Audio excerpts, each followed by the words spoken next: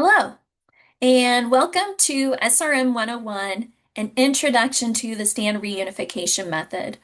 My name is Corina McIntyre, and I'm from ESD 112's Regional School Safety Center.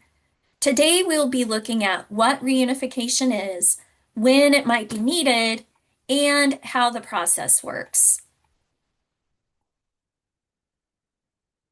A planned process in place for releasing students back to their families when something unplanned happens can help mitigate any challenges that might come up during an incident or a crisis event. There's also an aspect of liability. Schools are responsible for students until they are released back to their families. Schools need to have a safe and secure place to go when they need to evacuate. And in our state, all public and charter schools are required to have a safe school plan. And in that plan, there needs to be reunification procedures that outline how schools will make sure that students are reunited back with their families during an emergency event.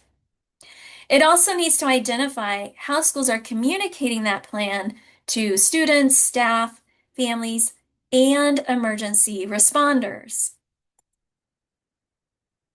Standard reunification method was developed by the I Love You Guys Foundation back in 2012, and it's built on actual school experience. Schools have taken lessons learned and identified what seems to work best to create the standard reunification method. It's really meant to be a starting point for districts' school safety planning. It's essentially a process for how to track students and getting them to the correct adult. The standard reunification method also addresses the multiple roles that are needed in order to effectively facilitate a reunification process. And I Love You Guys Foundation has a lot of materials and information about having reunification kits that are all available online and for free.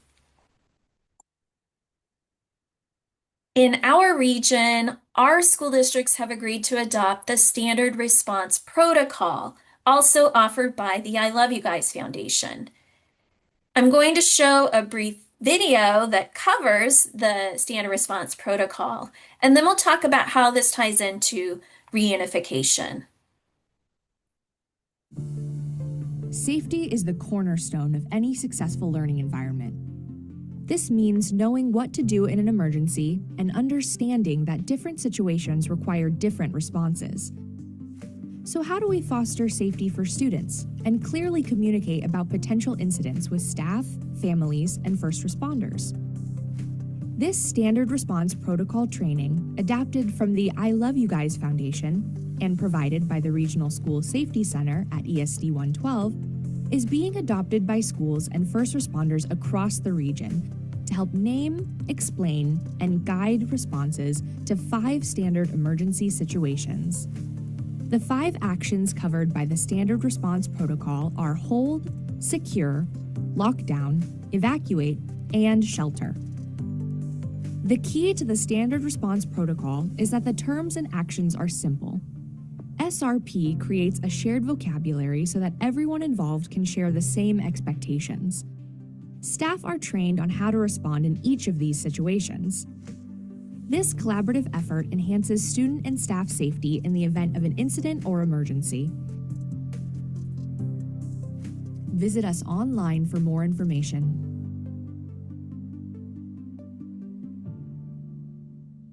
So as you saw in that video, one of the key or important aspects of having standard response protocol in place is to help align school districts and emergency responders so that when they show up to a school incident, everybody knows what to expect. Everybody's using the same vocabulary, making it easier to request and ask for different needed resources and coordinate efforts together. You can think of standard reunification method as an extension of the SRP. So SRP covers five basic emergency actions. SRM can be thought of as that sixth action. Quite simply, reunification is releasing students back to their families. Schools already use release procedures every day. There are daily release procedures already in place.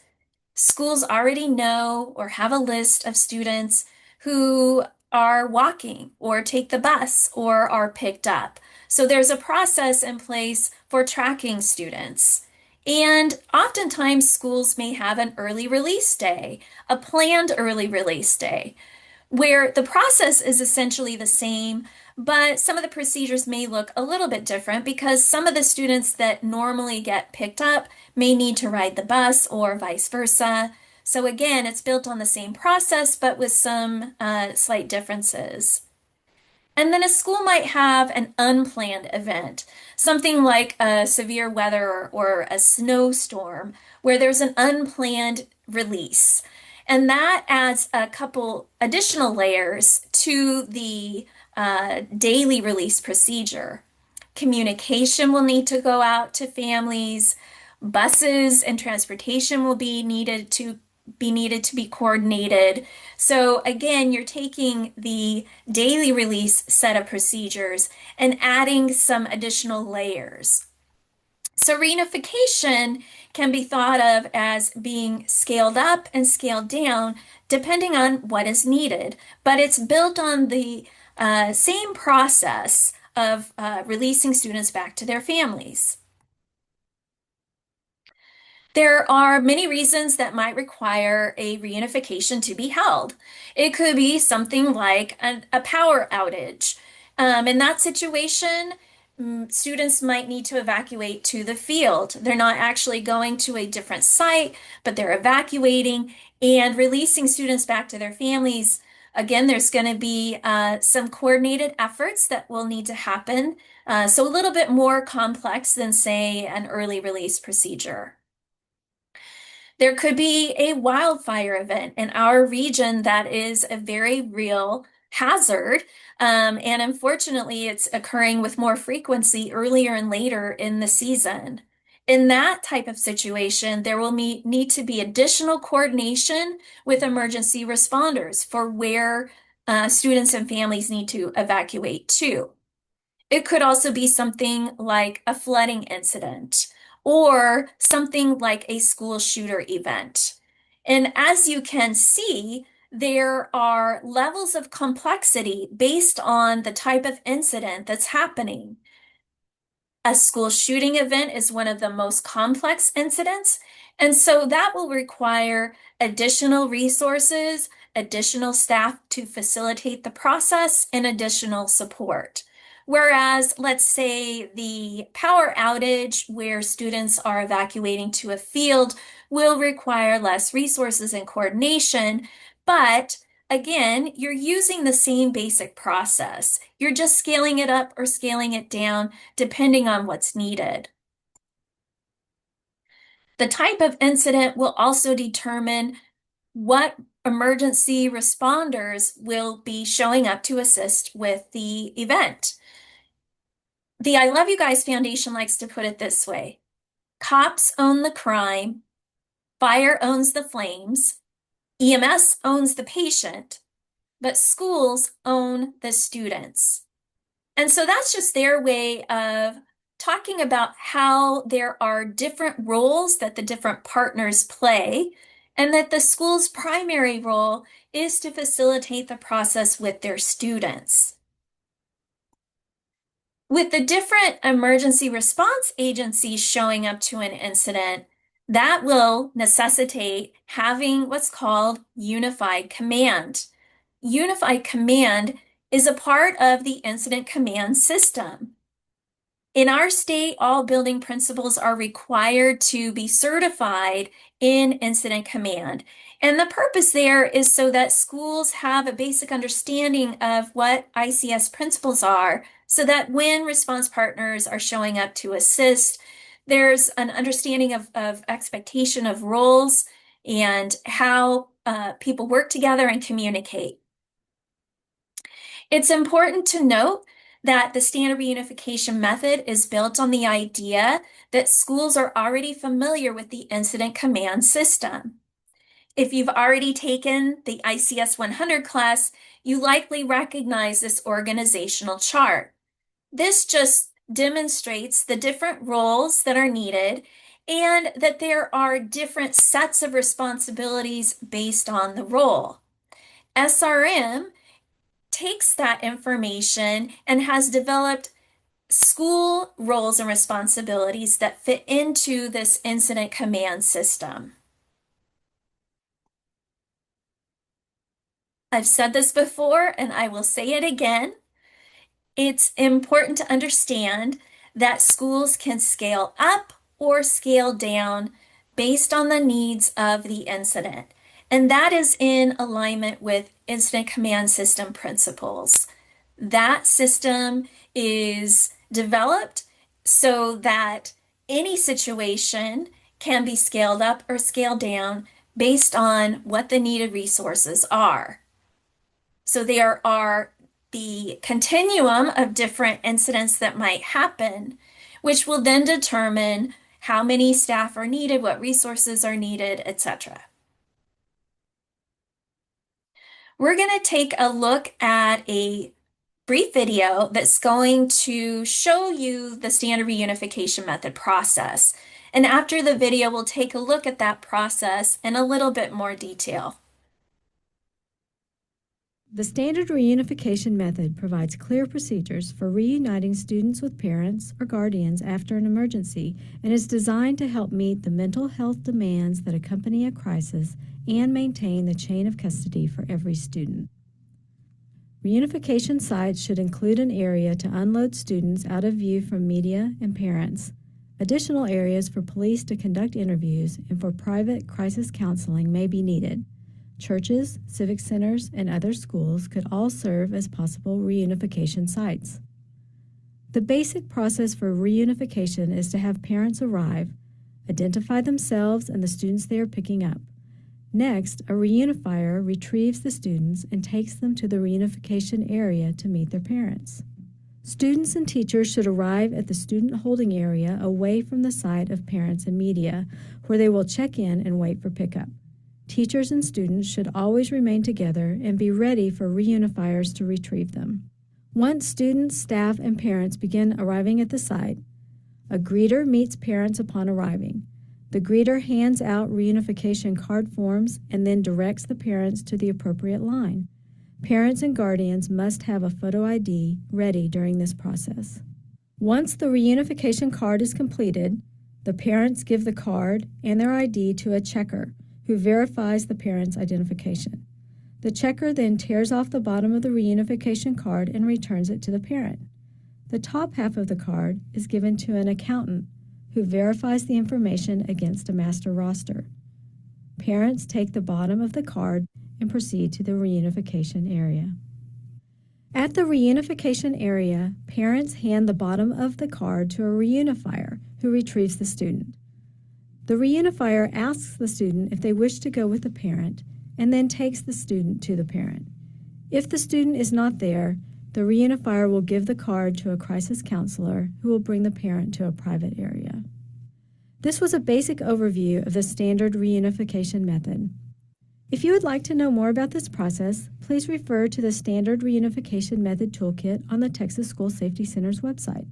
If you have any more questions about the Standard Reunification Method or school safety, feel free to contact the Texas School Safety Center. All right, so that was a nice overview of the process itself. We're going to take a look at some of those roles and part of that process in a little bit more detail. First, I want to talk about the teacher role, and their primary role is to stay with their students as much as possible. There's a couple different reasons for that. Number one, the teacher is most likely the trusted adult or the adult that the students might be most familiar with. So in the event of a crisis or a traumatic event, it's helpful to have students be able to follow that trusted, familiar adult. The second goal or purpose of the teacher role is to have them start to establish or maintain that chain of custody. That means that teachers will be responsible for taking attendance and accounting for the students that are in their care. So we would ask teachers to take attendance as soon as they can. They might take attendance while on the bus, and then they'll need to take attendance once they arrive at the site. The other staff and administrators at the school would then be responsible for facilitating the rest of that reunification process. They should be trained in the standard reunification method and be familiar with the different roles that are needed so that they could step into any one of those roles when something happens and once they arrive at the site. The different roles can include things like having a greeter, someone that welcomes families, helps explain the process and answer any questions they might have, address any concerns. There are also staff responsible for checking and verifying adult ID. So we want to make sure that the students are going home with the correct adult. There are accountants who have the student roster and then can start to document that chain of custody, document who the child or the student goes home with, and then other rules like the reunifiers or runners that go get the child and bring them to the family. All of those roles have been defined, and there are role sheets within the standard reunification method kit.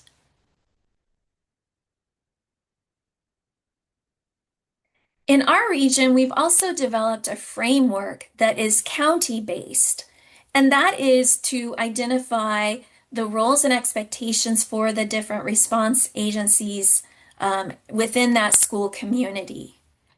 This just gives an agreement for who's responsible for doing what. This is just an example or an illustration of what a regional framework might look like. This would be accompanied by written policies and procedures. But here you'll see that a school would call 911, and in this situation, 911 dispatch would identify the reunification site and would then contact the Department of Emergency Management, who would activate their Emergency Operations Center. They would then be responsible for sending any additional resources that might be needed. This is just an example of how these emergency response partners might work together. Of course, this will look different in our state. Every county has its own Department of Emergency Management who may have their own set of policies and procedures. And of course, there are the many local response partner agencies. So it really depends on your community and what works best and what everyone agrees to. The idea here is that these roles have been identified ahead of time and there are clear expectations. In our region, we have decided to call the reunification site a family assistance center. We believe that this better matches what happens at the site itself, that we're here to provide families with support as they reunify with their child. There may also be situations where a family is unable to be reunified with their student. And so the Family Assistance Center is there to provide mental health support and counseling to those who need it. There may also be situations where law enforcement might need to conduct interviews, and so we feel that the Family Assistance Center term is a better encompassing of all the things that might happen. There are some key characteristics or qualities that schools should consider when thinking about identifying a site. Of course, the site needs to be accommodating and welcoming to all students and staff. Two key considerations are, does the site have a large enough parking area that can accommodate bus traffic and vehicle traffic coming and going? Does the site have a large enough space to house the students while they wait? Are there small private rooms that could be used for things like counseling and law enforcement interviews? All of those things should be considered when looking at a site and deciding if it would be a good fit. Some additional characteristics that were mentioned in the video we just watched are having space in an area where buses can drop students off that's separate from the area where parents are showing up and checking in to pick up their students. It also mentioned the role of law enforcement, and depending on the incident, you may need to have law enforcement secure the perimeter of the site. Again, these are things to consider when looking at different sites and whether or not they would make a good fit to host a reunification. As I mentioned in the beginning, I work at the Regional School Safety Center. There are 9 regional school safety centers across Washington state. And our role here is to support districts with coordinating that framework, the partnership with their local response agency partners, facilitating agreements between school districts and reunification or family assistance center sites, and of course, providing training and support like this.